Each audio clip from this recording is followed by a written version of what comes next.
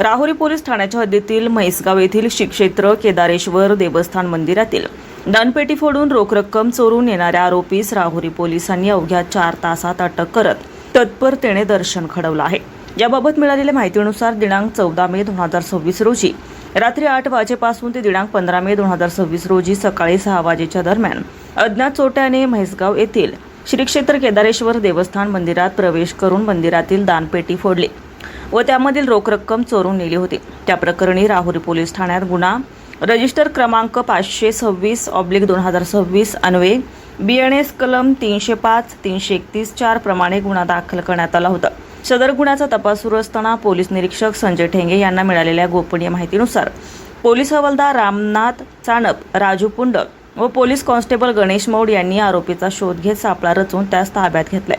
अटक करण्यात आलेल्या आरोपीचं नाव दीपक राधू आंबेडकर, वय वर्ष 28, राहणार कोळेवाडी, तालुका राहुरी, जिल्हा अहिल्यानगर असं आहे।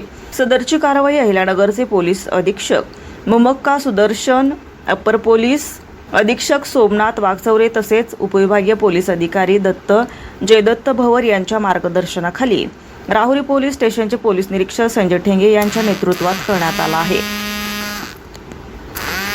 या कारवाईत पोलीस हवालदार रामनाथ चाणप, राजू पुंड आणि पोलीस कॉन्स्टेबल गणेश मैड यांनी विशेष भूमिका बजावली।